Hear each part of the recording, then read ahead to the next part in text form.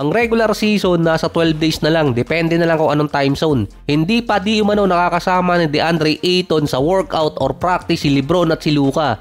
Kaya nagkaroon ngayon ng concern na hindi tugma yung mga sinasabi ni JJ Redick about sa mga interview nila bilang paghahanda ng LA sa regular season. Ang iniintay pa naman magkaroon ng chemistry yung tatlong player dahil nga ang problema ng LA last playoffs, big man. Si LeBron naman mamimintes ang start ng regular season dahil sa isang misteryosong injury. Yan yung nakalagay sa headline. Based din sa report, hindi ko lang sigurado kung tama bigkas ko dito. Sciatica sa kanyang right side na parang nerve sa kanang side ng lower body. I-re-evaluate si LeBron ng 3 to 4 weeks bago makapaglaro ulit. Depende pa kung okay na si LeBron or need niya pang magpahinga after 3 to 4 weeks. Pero hindi naman dapat mag-alala dahil nandyan si Bronny. Si LeBron hindi pa masyado nakakapag-practice at workout kaya hindi pa rin nakakasama ni DeAndre Ayton sa training camp. Si Luka naman pinapahinga pa ng LA sa preseason kasi nga kahit ilang linggo na nakakaraan, naging busy pa rin siya sa buong off-season. Nag-organize naman ng isang team building si Luka para sa kanyang mga ka-teammate. Hindi nga lang binanggit doon kung kasama si Ayton. Ang isa pang sinabi dati ni Luka, ang una kasi niyang gagawin talaga pagdating ng training camp, makabuo ng chemistry sa kanyang mga ka-teammate. Pero yung ibang ka-teammate niya doon, hindi naman chemistry ang problema P6. Kinall out naman ng mga fans ang NBA dahil sa naging botohan kung sino ang best point guard papasok ng season. Si SGA nakakuha ng 73% na boto. Si Luka naman yung pangalawa, 17%.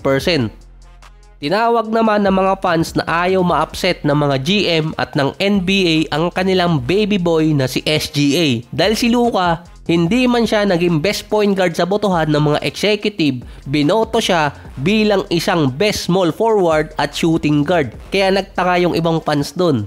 Pero si SGA binoto bilang point guard. Pero parang mas maganda pa yung kay Luka Parang Rukawa, lahat ng position except power forward at center, binoto siya. 3 position ang nilalaro ni Luka. Ganun siya kagaling. Pogi na, hot pa. Wala pang binanggit si Redick kung kailan makakapaglaro si Luka sa preseason para magkaalaman na kung magiging maganda ang preview ni Dominaton, Luka at Austin Reeves. Ang sunod kasi nilang laro versus Golden State October 13, 4 pang games ang natitira sa kanilang preseason. Yun nga lang, preseason na nga lang, meron pang back-to-back game. Meron namang rason ng Lakers para hindi makapag-trade ng player dahil si Dalton Knecht, base sa mga scout, matatawag na negative asset. Dahil sa preseason games niya, nag-i-struggle pa rin sa offense at parang lumalala ang kanyang defense. Sa report na yon, kapag tinrade or sinama sa trade si Dalton, ang magiging value lang niya yung contract niya. Ay hindi naman ganong kataas ang kontrata ni Dalton para maging malaking value kapag ginawang pillar. Hindi rin magiging maganda kapag sinama siya bilang trade package sa value naman bilang player kasi hindi siya pwedeng i-develop para sa long run.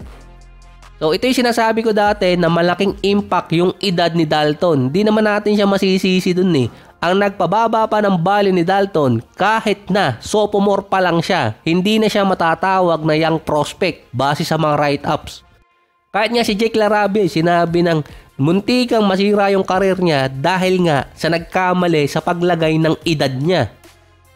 College pa lang kasi kinikriticize na ang edad ni Dalton. Nang pinili naman siya ng Lakers, sinabi ng ibang scout, NBA ready na siya. Kasi nga mature na si Dalton nun. Mismong si Redick din di umano ang nag-discuss nun kay Rob Pelinka kaya napili sa draft. Rookie pa lang si Dalton, meron siyang ups and down. Pero maganda kasi yung nilaro niya sa first part ng season. Meron siyang mga big game. Tapos nangyari yung trade nung deadline. Bago yun, nag-a-average pa siya ng nasa 10 points per game at nasa top 5 na mga rookies. After mangyari yung Luka trade at yung trade ni Dalton sa Hornets na binawi naman sa LA, lalong hindi naging maganda yung minutong binibigay sa kanya. Kung 21 years old pa lang si Dalton sa ngayon, hindi babagsak yung value niya dahil merong ample time para ma-develop talaga siya. Nasa team pa naman siya ngayon na hindi nagre-rebuild at tuloy-tuloy yung pag-content sa regular season.